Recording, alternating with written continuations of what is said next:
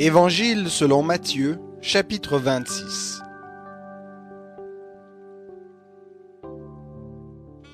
Lorsque Jésus eut achevé tous ses discours, il dit à ses disciples, « Vous savez que la Pâque a lieu dans 2 jours, et que le Fils de l'homme sera livré pour être crucifié. » Alors les principaux sacrificateurs et les anciens du peuple se rassemblèrent dans la cour du souverain sacrificateur appelé Caïphe, et ils résolurent de se saisir de Jésus par ruse et de le faire mourir.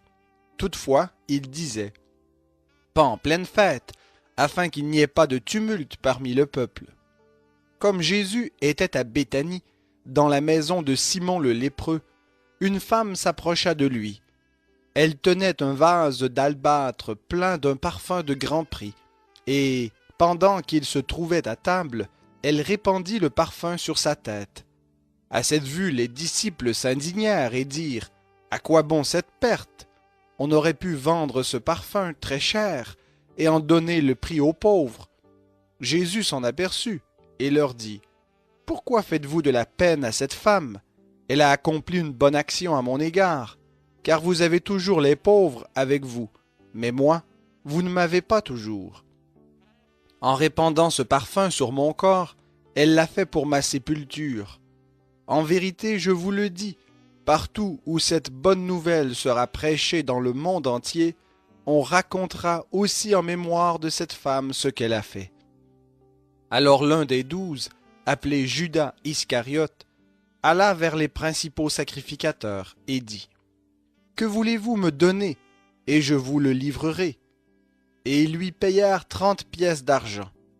Depuis ce moment, il cherchait une occasion favorable pour livrer Jésus.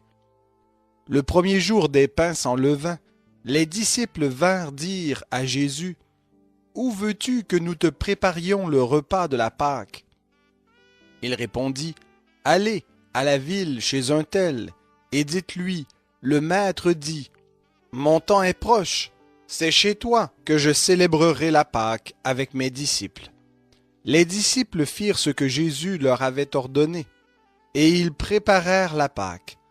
Le soir venu, il se mit à table avec les 12. Pendant qu'il mangeait, il dit, « En vérité, je vous le dis, l'un de vous me livrera. » Ils furent profondément attristés, et chacun se mit à lui dire, « Est-ce moi, Seigneur? » Il répondit, « Celui qui a mis avec moi la main dans le plat, c'est celui qui me livrera. Le Fils de l'homme s'en va selon ce qui est écrit de lui, mais malheur à cet homme-là, par qui le Fils de l'homme est livré. Mieux vaudrait pour cet homme n'être jamais né. » Judas qui le livrait prit la parole et dit, « Est-ce moi, Rabbi? » Jésus lui répondit, « Tu l'as dit. » Pendant qu'il mangeait, Jésus prit du pain, et après avoir dit la bénédiction, il le rompit et le donna aux disciples, en disant, « Prenez, mangez, ceci est mon corps. » Il prit ensuite une coupe, et après avoir rendu grâce, il la leur donna, en disant, « Buvez-en tous, car ceci est mon sang, le sang de l'alliance, qui est répandu pour beaucoup, pour le pardon des péchés. Je vous le dis, je ne boirai plus désormais de ce fruit de la vigne, jusqu'au jour où j'en boirai du nouveau avec vous dans le royaume de mon Père. » Après avoir chanté les psaumes, ils se rendirent au mont des Oliviers. Alors Jésus leur dit, « Je serai pour vous tous cette nuit une occasion de chute, car il est écrit, « Je frapperai le berger, et les brebis du troupeau seront dispersées. Mais après ma résurrection, je vous précéderai en Galilée. » Pierre prit la parole et lui dit, « Quand tu serais pour tous une occasion de chute, tu ne le seras jamais pour moi. » Jésus lui dit, « En vérité, je te le dis, cette nuit même, avant que le coq chante, tu me renieras 3 fois. » Pierre lui répondit, « Quand il me faudrait mourir avec toi, je ne te renierai point. » Et tous les disciples dirent de même. Là-dessus, Jésus alla avec eux dans le lieu dit Gethsémané, et il dit aux disciples, « Asseyez-vous ici, pendant que je m'éloignerai pour prier. » Il prit avec lui Pierre et les 2 fils de Zébédée, et il commença à être saisi de tristesse et d'angoisse. Il leur dit alors, « Mon âme est triste jusqu'à la mort. Restez ici et veillez avec moi. » Puis il s'avança un peu, se jeta la face contre terre et pria ainsi, « Mon Père, s'il est possible que cette coupe s'éloigne de moi, toutefois non pas comme je veux, mais comme tu veux. » Il revint vers les disciples qu'il trouva endormis. Il dit à Pierre, « Vous n'avez donc pas été capable de veiller 1 heure avec moi. Veillez et priez, afin de ne pas entrer en tentation. L'esprit est bien disposé, mais la chair est faible. » Il s'éloigna une 2e fois et pria ainsi, « Mon Père, s'il n'est pas possible que cette coupe s'éloigne sans que je la boive, que ta volonté soit faite. » Il revint et les trouva encore endormis, car leurs yeux étaient appesantis. Il les quitta, s'éloigna de nouveau et pria pour la 3e fois en répétant les mêmes paroles. Puis il revint vers ses disciples et leur dit, « Vous dormez maintenant, et vous vous reposez. Voici que l'heure est proche où le Fils de l'homme va être livré aux mains des pécheurs. Levez-vous, allons, celui qui me livre s'approche. » Comme il parlait encore, Judas, l'un des 12, arriva et avec lui une foule nombreuse armée d'épées et de bâtons, envoyés par les principaux sacrificateurs et par les anciens du peuple. Celui qui le livrait leur avait donné ce signe, « Celui à qui je donnerai un baiser, c'est lui, saisissez-le. » Aussitôt il s'approcha de Jésus en disant, « Salut, Rabbi !» et il l'embrassa.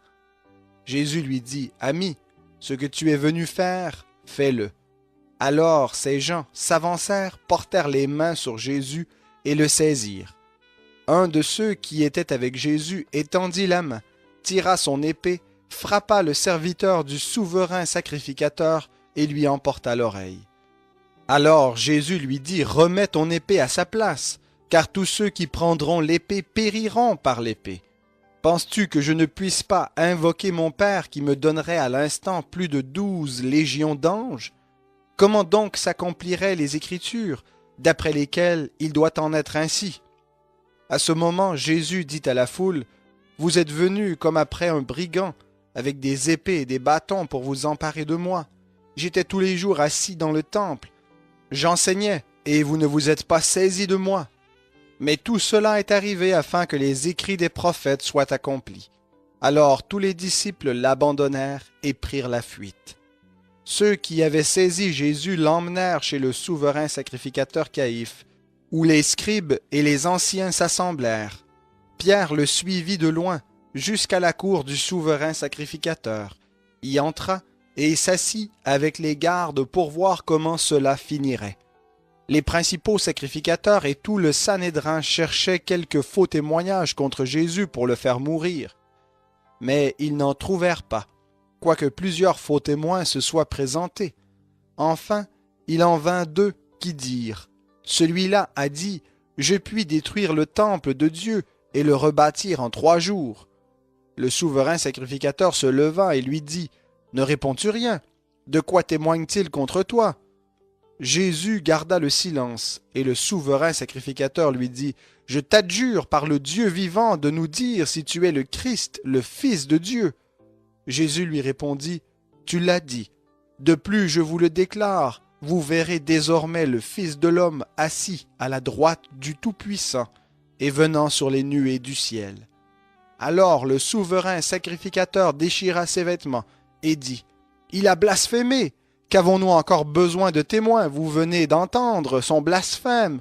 Qu'en pensez-vous? » Ils répondirent, « Il est passible de mort. » Là dessus, ils lui crachèrent au visage et lui donnèrent des coups de poing. D'autres le giflèrent en disant, « Christ, devine, dis-nous qui t'a frappé. » Cependant, Pierre était assis dehors, dans la cour. Une servante s'approcha et lui dit, « Toi aussi, tu étais avec Jésus le Galiléen. » Mais il le nia devant tous, disant, « Je ne sais ce que tu veux dire. » Comme il se dirigeait vers le porche, une autre le vit, et dit à ceux qui se trouvaient là, « Celui-ci était avec Jésus de Nazareth. » Il le nia de nouveau, avec serment. Je ne connais pas cet homme. Peu après, ceux qui étaient là s'approchèrent et dirent à Pierre, vraiment, tu es de ces gens-là. Ton langage te fait reconnaître. Alors il se mit à faire des imprécations et à jurer, je ne connais pas cet homme. Aussitôt, le coq chanta. Et Pierre se souvint de la parole que Jésus avait dite. Avant que le coq chante, tu me renieras 3 fois. Il sortit, et dehors il pleura amèrement.